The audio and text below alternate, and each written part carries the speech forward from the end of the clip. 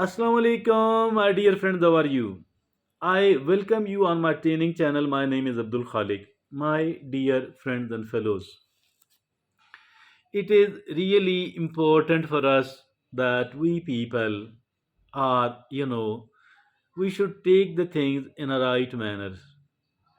We need to become slightly careful and cautious.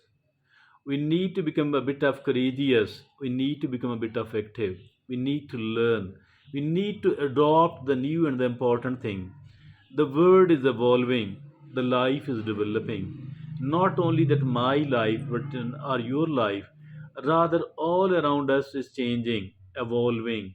And for that reason, I think it is becoming more and more important to be able to understand the things well, to be able to learn the things well. Even the life for which the people were not learning anything else, or whatever they were trying to learn about the life, it was very little, it was very simple. But now, with the passage of time, the things are getting more and more complicated, and the more the things are getting more and more sophisticated. So, keeping in view all that, I believe that we need to become more and more careful and cautious. I believe that we need to learn more and more so that we are better, we are able to act in a better way. We are able to react in a better way. We are better able to understand the things. So we are having the better attitude. So, dear friends and fellows, I think in that manner we need to learn a lot before we start acting, or even we need to keep learning, not only during the time of educational institutions, during the time of educational institutions enrollment. Rather, we need to keep learning throughout our life. Today we are going to learn certain very important lessons, and these very important lessons are about the money, but not about the money only. Rather, it is about the whole of the life. So I think, keeping in view all that, on one side it is about the money, on the other side it is about the whole of the life. So, keeping in view all that, I think that nobody can afford to ignore the importance of this message, whether they have got it from here or they have received it from somewhere else. I think that is really, really important. So, for that reason, I think we must be paying quite a lot of attention to all that. So, after a considerable amount of research and careful consideration, excuse me, we have we have conceived, we have enlisted certain things, and those certain things are seven in number. So these seven in number things, these are very important for your financial life, but not only the financial life, rather the whole of it, the whole of my life, the whole of your life. So I think that if at all we are better able to understand the importance and the reason, the wisdom behind these seven principles, I think that it will be a lot more beneficial, and it will make the life much much easier, much better for it. Now let's go toward that all without wasting further time. So the first of all, the first out of these seven, number seven, is that is focus on the big picture. Focus on the bigger picture. It is, I used to say earlier, and you I had adopted that: don't sweat the small stuff. Focus on the bigger picture, the grand scheme of things. Think in the long term. So, my dear friends and fellows, there are certain things which might be very pleasant in nature, at least in the moment, but later on we might have to pay a bigger price. We might have to regret and repent for what we did. For what we did. In the same manner, there are certain things very much opposite to all that. These certain things are apparently not so pleasant to do at the moment, but it will be having a lot of positive effect upon our future's life, or at least it will be protecting us from the troubles and the pains of the future life. So, keeping in view all that, I think that we need not to focus upon the present moment only in this respect. We need to rather look upon the bigger picture. We need to focus on the big picture, and not the momentary impact, not only the momentary benefit or momentary losses. We need to focus upon the bigger picture, and that is the rule number 5 out of all those 7. And the second is, act but do not overact. Act but do not overreact. Act but do not overreact. What is that, by the way? If at all we go toward the seven habits of highly successful people, where first of all, out of those seven habits, Stephen Carcoy is seen writing and speaking, be proactive. It is the same thing. We need to act. We need to become proactive. But as for the reaction is concerned, Stephen Arcois says that don't be reactive. But here we are saying slightly different thing. Don't overreact. We might have to react, but do not overreact. Try to minimize your reaction. Try to minimize your reaction. But as for your action is concerned, amplify it, focus upon all that. So that is the principle number, the rule number 2 of a better financial and the other life. The rule number 3 is be open to improvement. What is this? This is be open to improvement.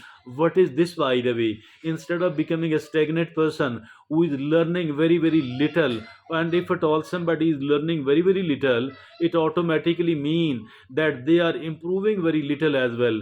So if at all there is a very little of improvement, and there are a lot of more complications and difficulties in the circumstances in the world today, what is going to happen then? It will be like we are regressing and we are not progressing at all. We are, instead of moving forward, if at all we have taken one step forward, we might have taken the two steps backward. So keeping in view all that, it is really important, my dear friends and fellows, that we people are open to improvement, and we are always trying to become an improved person. We always need to raise the level of our competency. If at all we are unable to do that, I think that we will not be able to hold our present position. Not to talk of moving forward, we might not be able to hold our present position, our present status, our present ranking in the amongst the people. So for all that reason,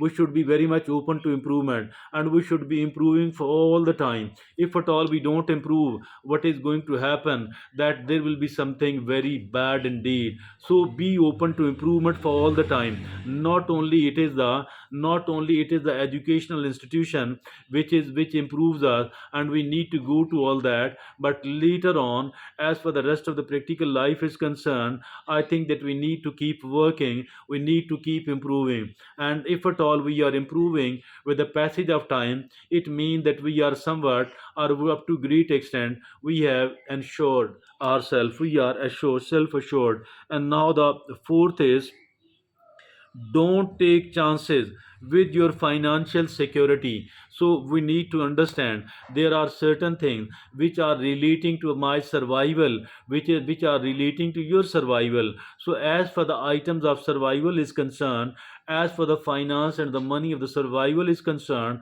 we should not be taking chances, we should not be taking risks, we should not be gambling with that at all. We cannot play open with that. But we need to separate the money, we need to separate the money and the other items which are extremely important, and we cannot afford to put them at risk. So my dear friend, I think that as for the survival items are concerned, as for the survival money is concerned, it must be set aside first of all. And as for the rest of the things are concerned, we can up to an extent, we can take risk, and we can somehow take chances upon the rest of the items.